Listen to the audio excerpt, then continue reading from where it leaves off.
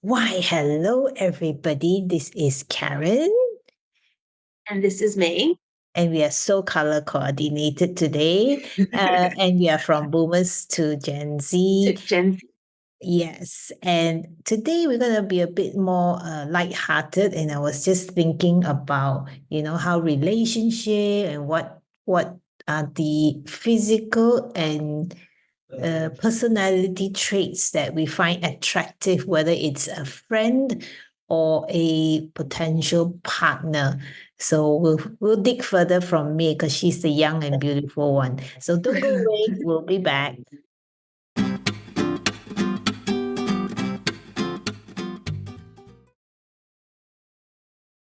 So, Karen, today we're talking about something that I think is preference based, so we might get into a debate about it. But to see what do we think as women, like what do we think like a man is interested in? And I'll go first. I feel like men, okay, like when we were younger, men were interested in like the hottest girl in the room, like Okay, the so best my question is, looking. what is considered hot to them, though? What are they looking for? The Good boobs, upstairs, good downstairs. the boobs, the Slender butts, the figure. legs. Yeah. And a pretty face. I think like the most stereotypical ideation of what beautiful is what men desires. Something sexy, when they're younger. Right. But as I get like I'm not that old yet, but as I got older, I think that I'm starting to realize that men actually do value like brains, like the ability to have a good conversation, but also to be a girl that is pretty to have a good conversation with. I Yeah, think because men in 20 I was about to say most 50-year-old men running off with 20-year-olds, that has to do with looks, nothing to do with the brains. um and I don't know, I think that men are attracted to women. I'm generalizing now, that feed their ego. Like men who make a woman feel good. Like if a woman is always like, oh, you're so clever, you're so handsome, like Oh, shower them a lot. Like I feel like a guy gets drawn to that woman, like always. yeah, The very manja. I guess, I guess that's not just men, it's everyone per se, because don't we all want someone who pays attention to what we talk about or pays attention to what we do, isn't it? I mean, that's pretty much what drives a relationship. Is like, do you want someone who is constantly me, myself, and I, or someone who actually kind of listen to you, or yeah, just being there for you, right? That's the main thing, isn't it? But the question it is right now is, what would, okay, let's go with just a regular friend, may it be a guy or a woman, okay? What are the traits that you look for that is most important? Of course, that you want everything perfect, but you're not going to get the perfect friend. But the first three traits that you look out for in a I friend. think uh, I think the first thing that I look for is is the I don't know if that's even a trait you can actually see. It's more something you feel, but like I need to feel like a person's being authentic. So I think it's authenticity and loyalty for me Okay. that makes me feel safe. Like if I feel like a person's being fake, I can automatically really sense it, and it Mhm. already makes me feel uncomfortable, and then I'm also not being myself. But Okay. if I can So, feel like someone's genuine and loyal, I'm already very drawn to them, and I feel very safe to just like be myself right. kind of thing. So you're looking for someone who is authentic and loyal, which are the first two main character that you say, okay. But what about the physical traits that you would be looking out for? Bear in mind, this is a In a friend, so friend, it could be, yeah, a friend. yeah. Oh, like physical traits. like if I had to pick like a body part kind of Yeah, physical yeah, trait, yeah. It could be the probably the hair. eyes. Oh, Like okay, the eyes. okay, okay. So yeah, Yeah. if someone like you have really nice looking eye, that would kind of draw you to that person and kind of you want to know that person first. Is that true? Yes, yes. I Okay. think eyes are a big thing for me. Like, because when I talk to people, I tend to look at them, and then I like it. Like, if you look at me and like if you can hold that with me, I'm just like, oh, quite nice, is I know, but there is that discomfort sometimes when someone's looking you in the eye so intently, and then you feel like, oh, okay. So, what about you, Karen? Like, in a friend, what are you Hmm. drawn to?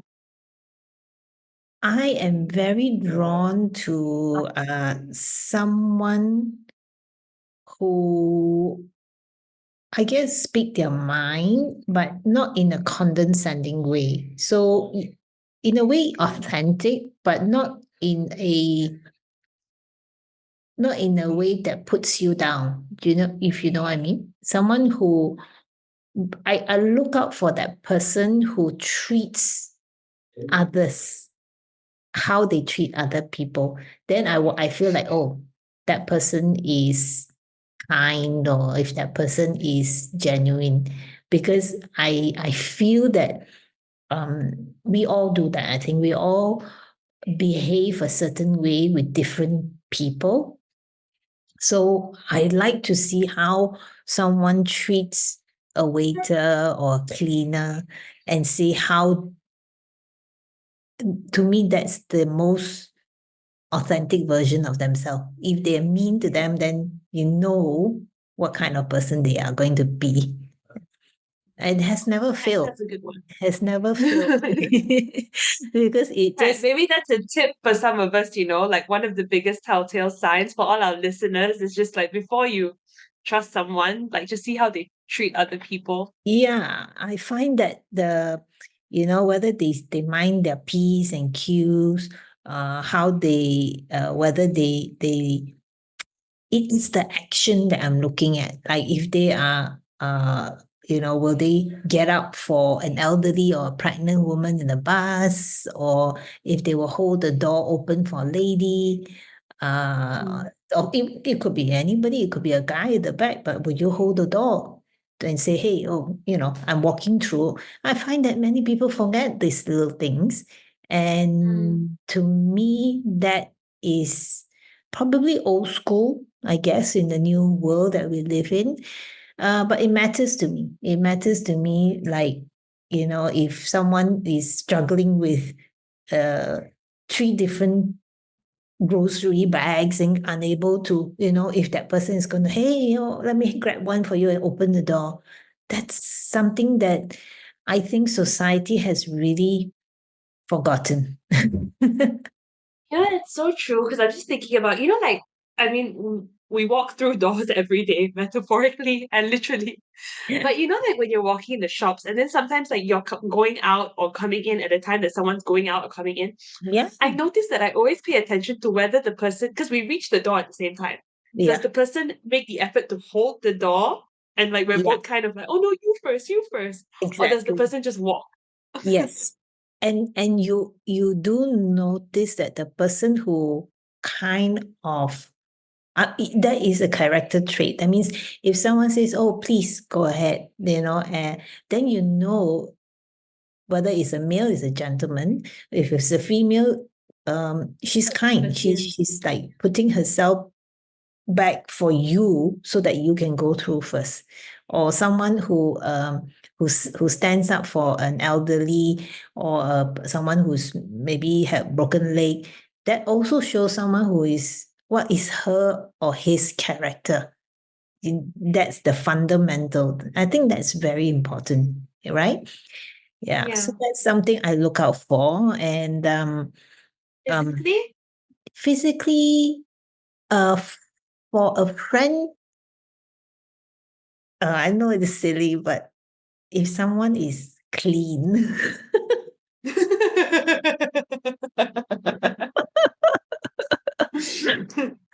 Okay. yeah, Cleanliness.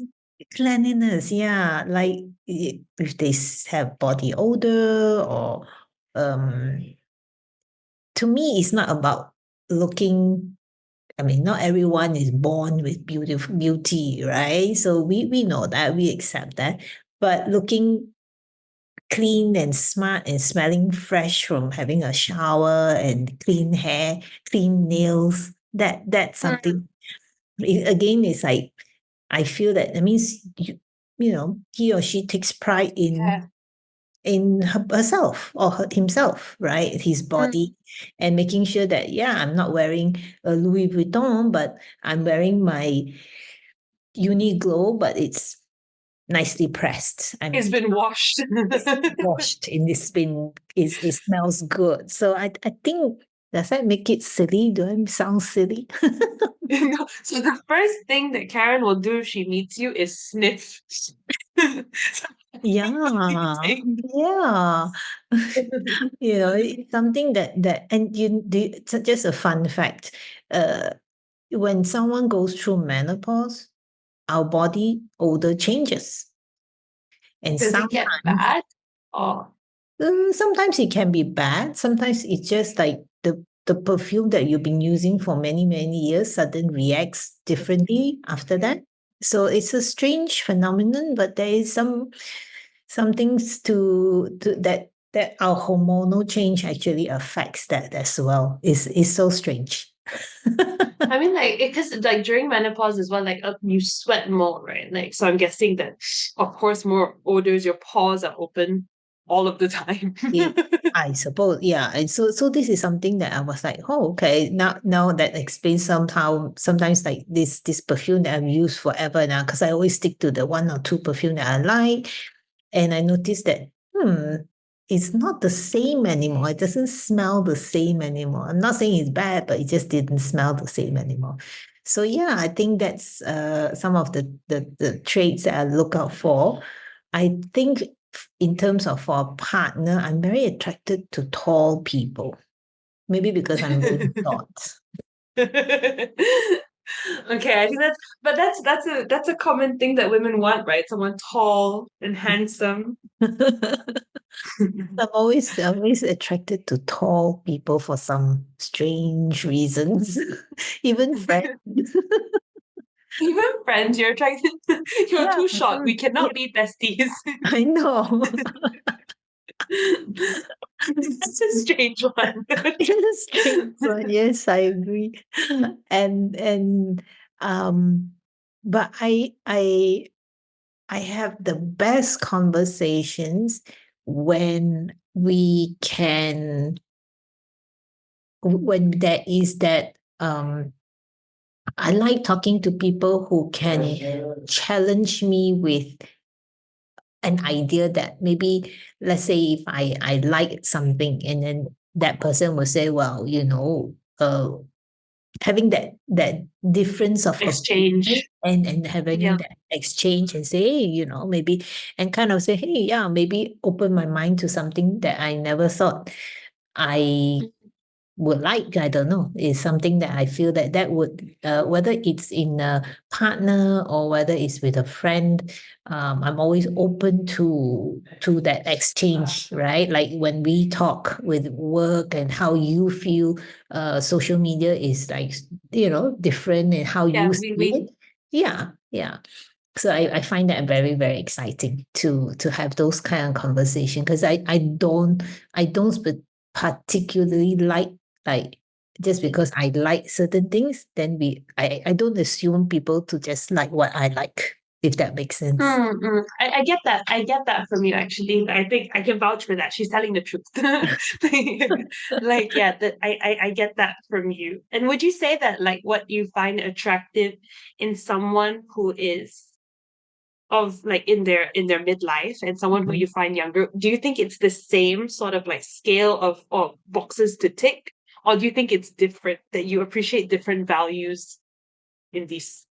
I I do appreciate the different values from different age group, different sexes, and whatever different backgrounds. So I do appreciate it, but um, I don't like confrontational way of it, or very accusatory ways of that conversation. I rather have I am all receptive when someone can approach it in a more gentler way. Does that make sense? Yeah, yeah. I like if someone were to say, oh, I really hate that yellow that you have on, let's say, I will take it very, that kind of thing, like, I know what why? you mean. Yeah, but if someone said, I think I've seen you in better colors than this one. Color. Yeah, then it's how that delivery of that messaging that would affect, Mm, and that's how I think the world would be a lot better if we can be a bit more gentler with our messaging. yeah, yeah. And then I think that like a cultural thing comes into that, right? Because like when we're talking about the things that we find attractive, but then also like when we go to different parts of the world, we also understand that like certain mannerisms may have just not been taught Yeah, to certain people, certain correct. behaviors, certain Yeah. abilities to articulate. Maybe like you said, right, you like people having perspectives, but what if in a certain culture they were told not to have a perspective, like just Yeah. listen and do. So Not then like supposed to have any opinion. yeah, and then and then what if there's a country where they're not very tall, Karen? No, I know. um so I think then it becomes like really interesting, and then that's when we like also notice the nationalities and the cultural backgrounds of the people that we gravitate towards. Mm. Mm. Like for me, I must admit that I've always romantically I've always been attracted to Indian men, and typically that is not something that like women would be attracted to because there's a Why? lot of negative connotations around them. Very Oh, but they're controlling, very uh, misogynistic. oh, but physically they're good looking most of the Yeah, time. yeah, I mean, yeah. Um, but I think then and then like when I ask myself like why am I attracted to it, I think it's because that like level of like structure and like roles that come from their culture is Mm. something that I appreciate. And I'm like, oh, I like that. Like I'm already so all over the place that having some sense of like, May, this is like what's expected of you, it's kind of Mm. nice. So Right. I think that like our personalities and our childhood also take play into like what we're attracted Mm. to, even in friendships. Yeah. But so going back to that, would you would you prefer a partner that is similar to you or opposite to you? Opposite. Why? I think that if someone was Because if too, you think about it, if someone is like if you are a extrovert and he's a very extreme I introvert. love that. I would love, like, I like that. I think I like it because then it's like we're always shining in our own areas. But then, of course, like if you're with someone, you have to respect each other or have enough love for each other to allow the person to be different. But it'd be very boring if my partner was exactly like me or liked the same things or could do what I do. Mm-hmm. I feel like I'm in marketing, right? And if my partner was in marketing, it's like it'd be a constant competition. What if okay? So just playing devil's advocate, if you have everything, you're so opposite, and you have very little in common. So how do you bring that into play? Well, that's interesting one, I guess. Like I think if you have little in common, then no, I Because you're think that so like different. as much as you Let's could say be you're so different, different. Yeah. yeah, I think that you need to share the same values at least. Ah. You could be Okay. different in personality, maybe, but you have to share the same value system. Okay. Believe in the same things, like right and wrong. What's okay to do, what's not okay to do. But Mm-hmm. in the terms of like right and wrong, but like if I want to go bungee jumping and you don't want to go bungee jumping, that's fine. Like let me Mm-hmm. go bungee jumping and I'll tell you Right. all about it later. Right. Okay, then those type of things, it's okay. Okay. Yeah. What I about think you? that. What would you Mm, think about? You've been married for many years now. Yeah. Uh, I think you are right about if the core value is your kind of your glue, and still have different interests, which is Mm, important because then you kind of expand and should allow each other to expand in their own ways because fundamentally you're still individuals, but you can come together and enjoy something that you like together. yeah, So yeah, and then yeah. over the years you need to find something that you enjoy doing together and that you would do that One, as yeah and say, oh, maybe it's cooking together that you like to explore, or maybe you like to travel, or you like to play tennis together, something that you can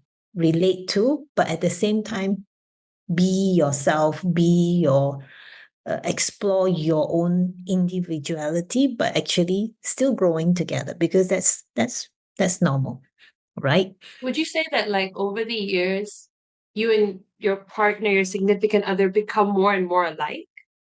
Yeah, I think we get over time. You do because especially if you spend like 30 years together, right? So you would Yeah. have that kind of after a while you maybe even finish each other's sentences and that kind of silly stuff that you do. Yeah, for sure, for sure. I guess that's something that like we have to, well, my generation have to look forward to, especially at a time where like we're at a time where all of the songs and all of the artists are telling us like, oh, you're your own person, you don't need to conform. But then if we look at the wholesome things of the people who are in midlife, it's really about that becoming one without losing who you are. And Yeah. I feel like the narrative is changing, and that's why people keep changing what they're attracted to. So like when one color doesn't fit, they choose like a completely opposite color, Hmm. not following like what do they need as a person, like not Yeah. aligning it to the personality. Oh, I want a Justin Bieber. I want a Brad Pitt. Why are you with him? Oh, he's like Justin Bieber. Like that does not justify. No, it does justify. But actually, talking about a wardrobe as well, it's like I used to be really my wardrobe used to be always black, white, or red. These were my three colors. And I noticed as I got older, I'm experimenting with more vibrant colors and all that. And so happened, my daughter was also sharing that her boss, who's also in her late 40s, have gone through this black, white, and beige look her entire life. And now she's in Mm. hot fuchsia pink, which is really out of her her comfort zone. But Comfort. she's Yeah. yeah, and I think something about when you hit a certain age, you kind of want to you explore whether it's your outfit or your how you eat or how you travel. You just want to Yeah. experiment in that because you kind of like you lived your life, you've been molded. So now you want to kind of unmold yourself and try out different things. So that's something that seems to be the theme of midlife women of these days. I think that's a nice theme because especially when a lot of people, there's so much negativity around that. I think that like what we can look forward to is that if we do it wrong, when we hit midlife, we can reinvent. Like we can try again. Yes, exactly. And we should, I mean, change the narrative, change the story if it didn't work out in the first half of your life, right? So yeah, why Yeah. not?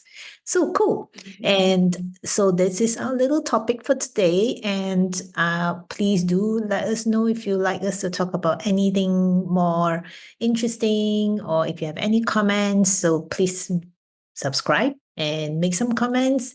And do note that this is just for fun, and we hope to see you next week, right? And I just want to add that it is going to be, yeah, it is now Menopause Awareness. Yes, So something to look into, be there to support your fellow women. Follow us on social media to know more about it at Women in Midlife or at Menopause. exactly. Okay, catch up soon. Bye bye.